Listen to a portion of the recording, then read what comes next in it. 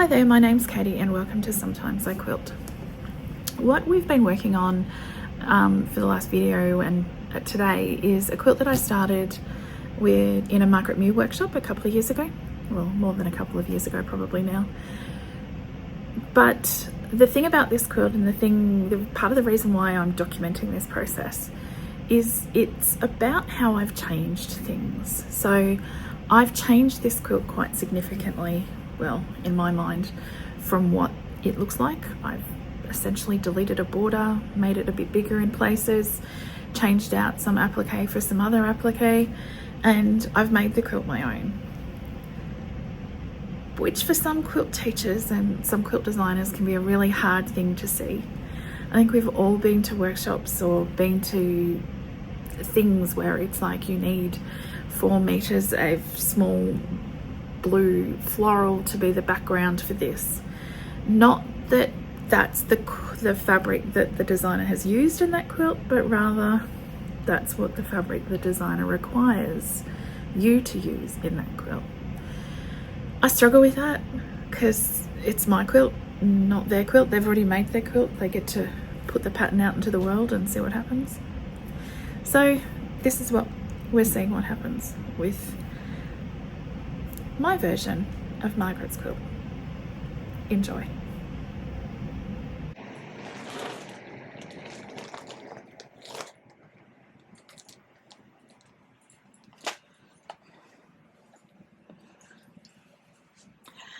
Okay, so welcome back. What I am going to be looking at here today is some applique.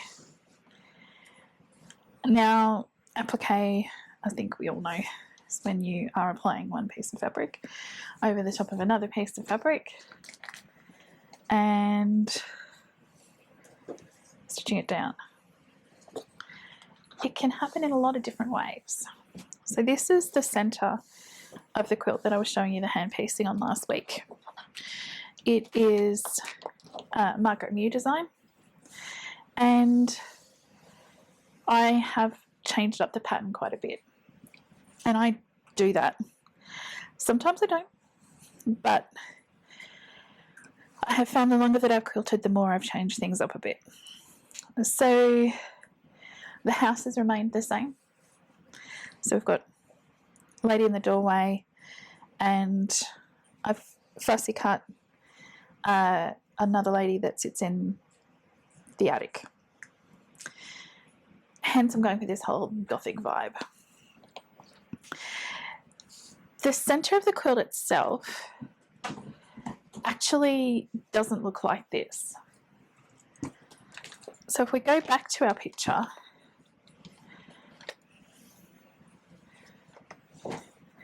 we've got the house here, and then there's other shapes and acorn leaves and things like that appliqued. There's some hexagons and some other shapes. And then we've got a border that is these tiny little stars. And I started putting that border together. That's what it would look like. But I found I didn't really like it, so I decided I wasn't doing that bit, and that's okay, you're allowed because it's your quilt. And instead what I've done is I've looked at what the size is here for this centerpiece of this quilt, and I've got my house, and then I've added some scrap borders that are a bit uneven. And I finished with the dark. Now these are the fabrics that are going to be that very outer border as well. And I've changed it, which is completely fine because it is, as I said before, my quilt. Now, I'm also making this quilt with a bit of a nod to one of my grandmothers. So we will see that come through in what I've chosen to applique around this bit here before we add this other border that I've almost finished, and then the other applique bits and pieces.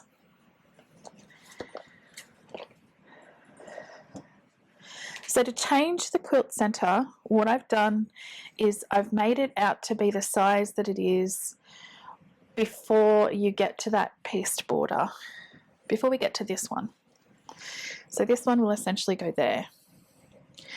The other thing that I've done is I've made this slightly bigger than it needs to be, with the intention that I'll finish appliquing it and then I can trim it back to the size that it needs to be before we add this border and then the other borders on the other side of that. The reason why I've done it that way is because sometimes applique will shrink your fabric slightly because you're pulling things in with your stitching and putting one piece on front and top of the other. It also lets me move things around a little bit, so I might decide to move it across a little bit and have it not quite so centered or whatever, but we'll see what happens once we add the rest of the applique. When it comes to applique itself, there are so many different ways that you can applique or attach one piece of fabric to another piece. Everything from using like fusibles like Vlisafix or steamer seam, to needle turn, which is what I predominantly do, to other approaches using freezer paper templates or leaving the freezer paper behind. What I've actually done with these ones, which is part of the applique for the next border, is, and you can probably see here, I've got like a applique paper that I will leave in. So I've cut my semicircles out, I've glued like you would with EPP that fabric down, and then I've glued them all in place with my trusty glue dots. And then these will all sit in this bag until I get a chance to sit down and do some stitching and to put those together. When I'm making decisions to change a design that obviously a designer's done a lot of work to put together a particular design to look in a particular way, I'm doing it to try and be sympathetic to the original pattern, but also to make it my own. So, and one of the things that I really loved about doing the class with Margaret was that she was really completely supportive of that. I think we've all been to classes with people who have designed the quilts and that are teaching a technique or are teaching an approach, but they're very wedded in what they think that quilt should look like. And it's still their quilt in a lot of ways. It hasn't become the person that's making its quilt. But this is most definitely my quilt. So the next thing that I'm going to be working on with this particular quilt is the applique. So what I've got here, and it's freezer paper. So on the not shiny side of the freezer paper, I have traced out some shapes that I will then use as my applique templates. So what I will do with this is I will iron them onto the right side of the fabric, and then we'll trace it out, then we'll cut it out, and then we'll start placing them so that we can get a sense of where we want them to go. I won't necessarily glue everything down at once. I want to wait until I've got most of the applique pieces cut out before I do that. And once that's done, we'll be able to get a move on and start placing these things for appliquing them down. Now, a couple of weeks ago, I put this quilt up on the wall at my guild rooms because, as I mentioned in the last video, I can't have a design wall because the cats will eat it. They have eaten one already, so we're not doing that again. So I have to take them. I've got a design floor, and I will put it out on a design floor, but I've got access to design walls at my guild rooms. And what I'll do now is I'll pop a photo up of what this quilt will roughly look like when it's done. So that will go here.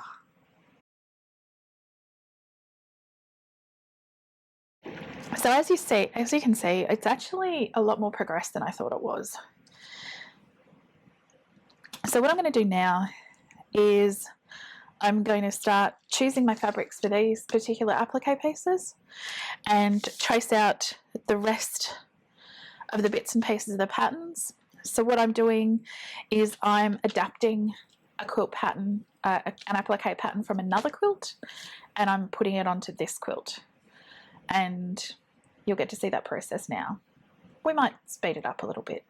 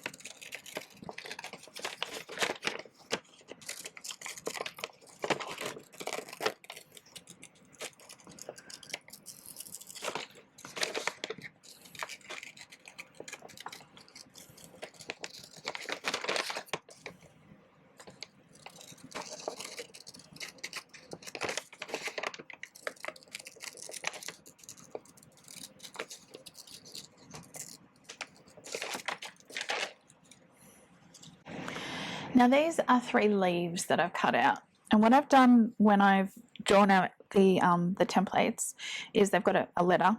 This is piece K, but I've also marked the top, which you can probably see here, unless it's come out of focus. You can probably see you've marked the top, and what that tells me is that it's that way up.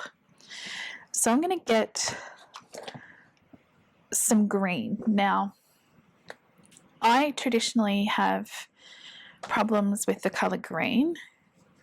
I'm trying to get better, but green has traditionally not necessarily been a colour that I have reached for when it comes for applique, or when it comes time for me to make quilts for me. Generally speaking, my greens are actually on the blue side of things. So let's have a little bit of a rummage and see what I can find.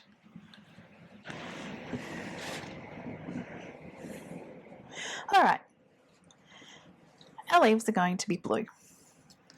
I was going to try, but no. Maybe the stems can be green, or they'll probably end up brown.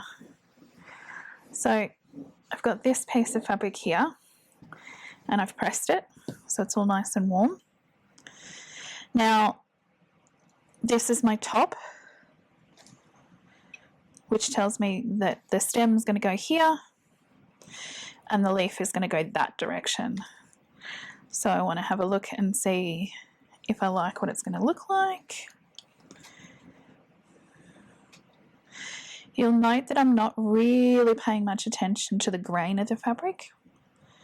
There will be times in applique where I will, and that's just so that it will help the piece ease, particularly when we're dealing with really sharp curves and corners and things. Sometimes it can be a bit easier to work with either with the bias or against the, or on the straight grain.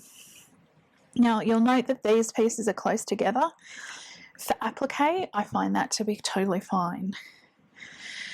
Now this is quite warm, so I'm going to grab my sandpaper board. I bought this sandpaper board an age ago, but I've actually just made some for classes that are quite literally a piece of sandpaper and a piece of sturdy cardboard, and that's worked quite well. Now I'm tracing around with my Crayola Super Tip Ultra Washable. I have never had a problem with these, so it's not going to matter if a little tiny bit of the ink shows when I'm doing my applique. I will try not to have that happen because it will wash out. The other thing that doesn't quite matter, because I'm not going for precision piecing for this particular thing, is whether I'm outside the lines or not, because they're leaves, and leaves can be whatever shape we want them to be.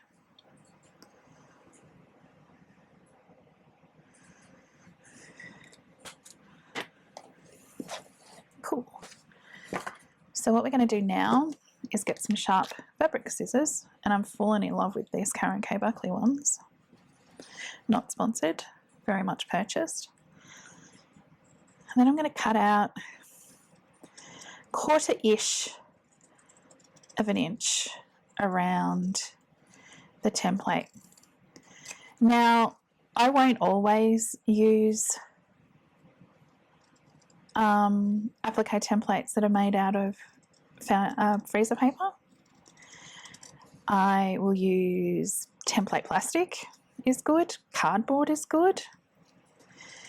Printing out things using just your printer on standard paper is fine, but to make it work even better, laminate it before you cut it out. Your templates, that is, because you can cut them out on the line and it gives you a really good edge for tracing things out. Particularly important if you're doing the same shape over and over. If you're doing some shape like, you know, your standard leaf shape, or your like hearts or circles or things like that, there are lots of different ways to do circles. But your hearts and things like that as well, again, use the template approach that works for you. So I'm cutting these out. Now, this is actually going to be a thistle. So these are the leaves to go with the thistle. And the reason why it's a thistle is because my grandmother had a Scottish background that she was quite proud of. So I decided to go for thistles. Now my choice here is to leave the paper on or take the paper off. I'm going to leave it on for as long as I can, just so that I know which way is up and where I'm placing them. So if I grab my applique background, which is what this is now become,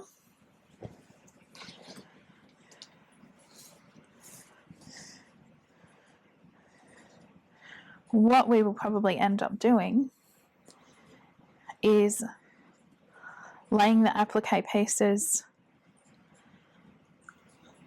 over the house, which is fine, or it looks like, we'll see, we might angle things so that they're not, or it might be that this piece actually goes up here. I can't remember, or it can go that way. But from memory, the thistle will come up here and the flower will be there. I was either going to do a thistle or a magnolia. So if I move that up, you can see that I've got my top to show me which way is up. And I'll work out where that will go when I get the stem sorted out.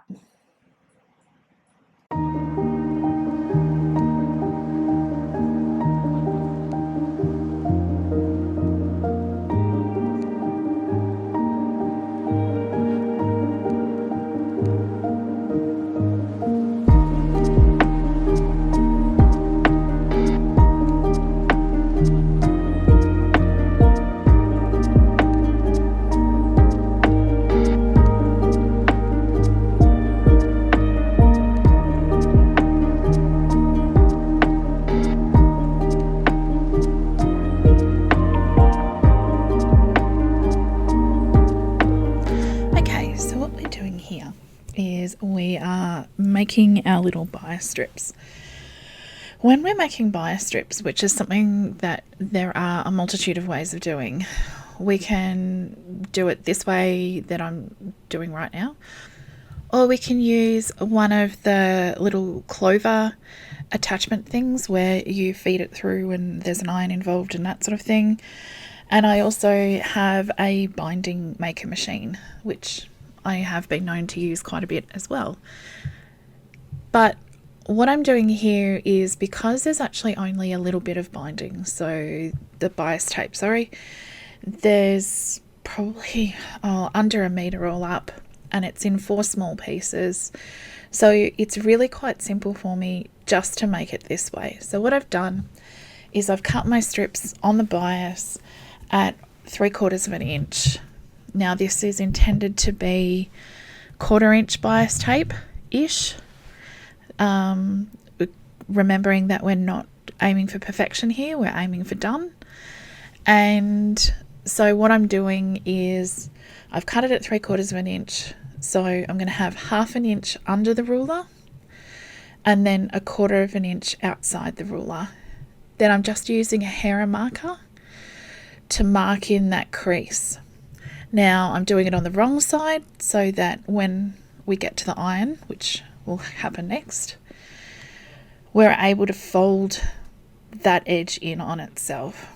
That'll just leave the 1/4 of an inch bias tape behind.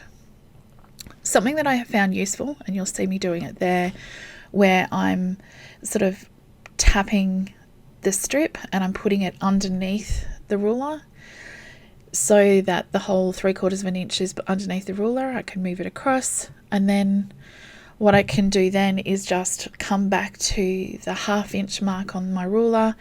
Then I've got a 1/2 inch under, 1/4 out, and it just holds everything a little bit more stably for while we're doing this. So I'll pop the music back on and we can just finish watching what I'm doing here.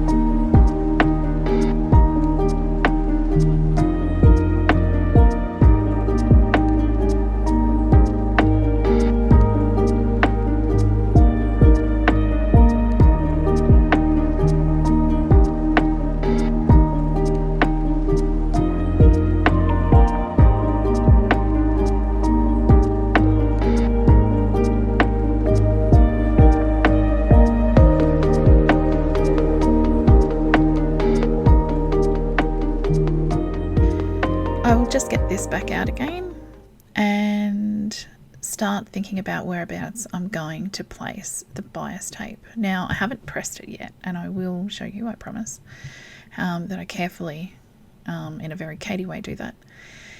But placing out the applique, I'm looking to have balance in where everything's placed.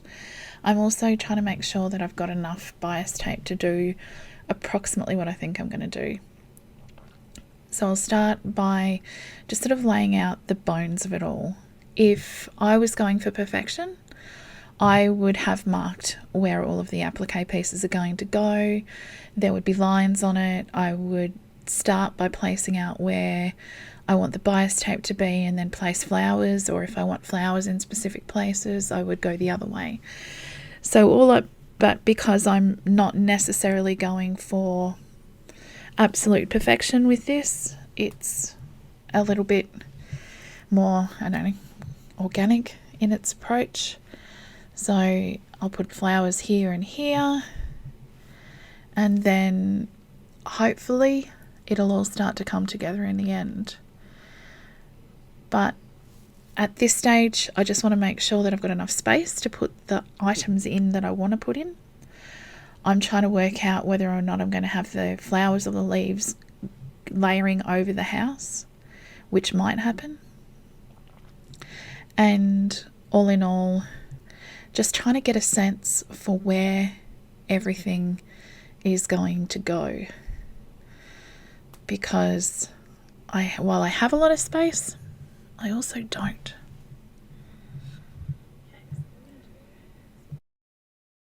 Okay, so what we're going to do is we're going to place our stems. There's going to be a thistle flower there.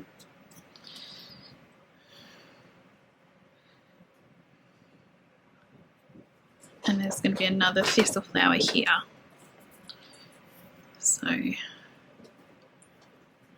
put the longer leaf up there.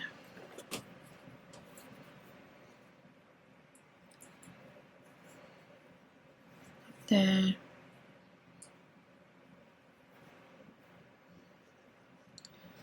We'll put that one there.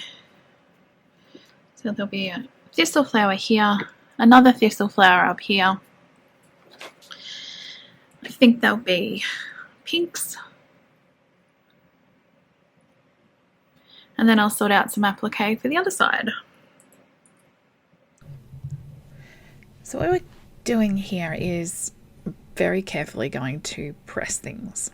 So wrong side up, and then I will start to put in where all of the creases are that the hair marker made when we ruled it. If I had have thought about it a little bit harder, I probably would have used a clover thing. Get a bit of gunk off my iron. But it's only a little piece of bias, so I only need to do a little bit of ironing here. I try and be careful. I really try not to burn myself, and I am successful in this most of the time. Using a stiletto or a chopstick or something to keep the heat away from your fingers would be smart. But, you know, we are nothing if not authentically ourselves right here, right now. So I'm carefully pressing down one side and then going back and folding over the other side and then pressing it down as well, pressing it over the top. When it comes time to place this properly onto the piece, I will have a little bit of wriggle room with it. It will move around quite nicely and it'll stay in place. And then when I'm pinning it down, because I will probably use pins on this piece, I can place the pins so that they hold the 3 layers in place. So the 2 sides up against the back, and that will all be held in place. So there's one bit done, and well, realistically 3 more to go. Should I have used the machine or another way? Possibly, but you know, we did it my way.